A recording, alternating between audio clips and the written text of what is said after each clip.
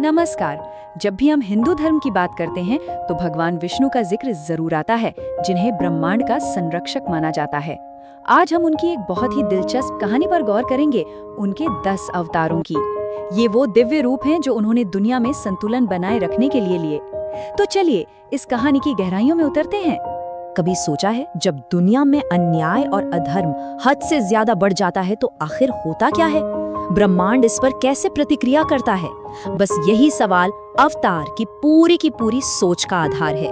तो एक एक करके 10 अवतारों को जानने से पहले ये समझना बहुत जरूरी है कि आखिर अवतार का मतलब क्या है, इसका असली मकसद क्या होता है। ये सिर्फ कहानियां नहीं हैं, इनके पीछे एक बहुत गहरा सिद्धांत छिपा है। तो देखिए, अवतार का सीधा सा मतलब है भगवान विष्णु का ही एक रूप, जो वो एक खास मकसद से धरती पर लेते हैं। और वो मकसद क्या है? जब भी अच्छाई यानी धर्म पर बुराई यानी अधर्म हावी होने लगता है, तो उस बिगड़े हुए संतुलन को ठीक करने के लिए, उसे बहाल करने के लिए वो आते हैं। चलिए अब बात करते हैं उन 10 अवतारों की, जिन्हें हम दशावतार के नाम से जानते हैं। सवाल ये है कि आखिर विष्णु के ये 10 प्रसिद्ध अवतार आए ही क्यों?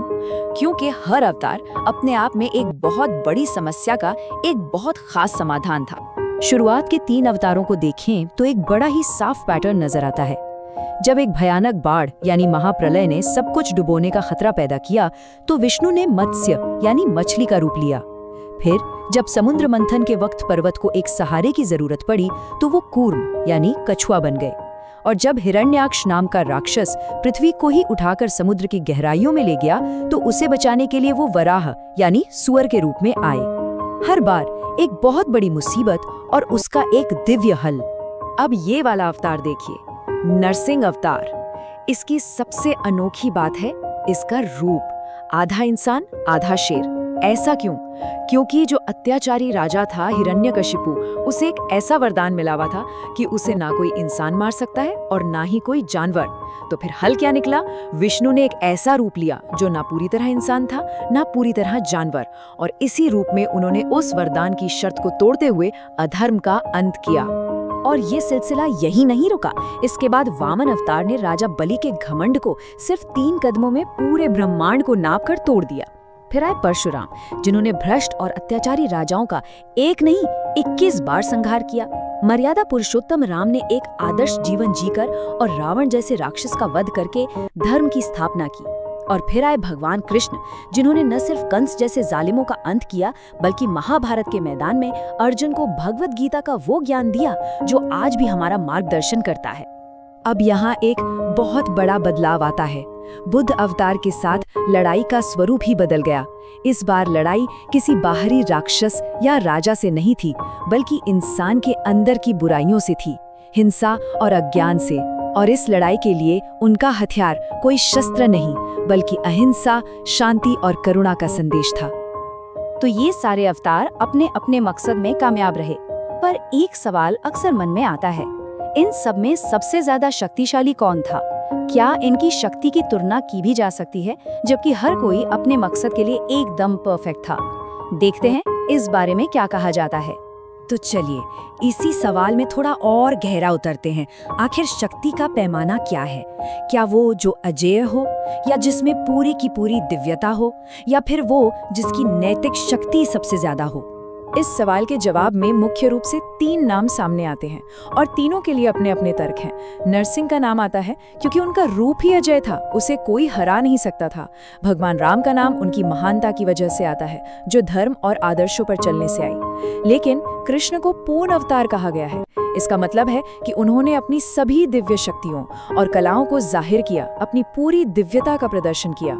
तो आखिर में निष्कर्ष यही निकलता है कि वैसे तो हर अवतार अपने काम के लिए पूरी तरह से शक्तिशाली था, लेकिन पारंपरिक रूप से भगवान कृष्ण को ही सबसे शक्तिशाली माना जाता है।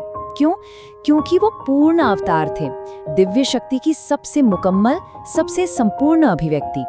वो सिर्फ एक समस्या का समाधान बनकर नहीं आए, वो अपने आप में संपूर्ण दिव्यता थे। तो इन सभी कहानियों और अवतारों को देखने के बाद इसका सार क्या निकलता है? वो कौन सा एक मूल सिद्धांत है जो इन सभी को एक ही धागे में पिरोता है? देखिए, ये एक लाइन सब कुछ बता देती है। हर अवतार एक समस्या का समाधान था, कोई भी अवतार बिना कारण नहीं आया। जब जब बुराई बढ़ी, विष्णु आए। बात एकदम साफ है, हर अवतार का एक मकसद था, एक वजह थी। ये एक तरह का पैटर्न है, एक वादा है कि जब भी अधर्म अपनी सारी हदें पार करेगा तो संतुलन को फिर से कायम करने के लिए एक दिव्य शक्ति जरूर आएगी। अभी तक हमने उन 9 अवतारों की बात की जो हो चुके हैं, लेकिन कहानी यहाँ खत्म नहीं होती है। इस दशावतार की लिस्ट में एक 10वां आखिरी नाम भी है, जिनका आना अभी बाकी है। ये है भविष्य के अवतार, कल्कि। ऐसी भविष्यवाणी है कि वो तब आएंगे जब हमारा ये युग यानी कलयुग अपने पाप के चरम पर होगा। वो एक सफेद घोड़े पर सवार होकर आएंगे और उनका मकसद होगा अन्याय और अधर्म का पूरी तरह से नाश करना और एक नए सतयुग की शुरुआत करना। और बस इसी सवाल के साथ हम आज की ये चर्चा खत्म करते हैं। अगर हर अवतार अपने समय की एक बड़ी समस्या का समाधान था, तो ये सोचने वाली बात है कि आज का हमारा ये दौर, हमारा ये युग आखिर किसका इंतजार कर रहा है। ये एक ऐसा सवाल है जिसका जवाब शायद हम सभी को अपने अंदर ही खोजना होगा।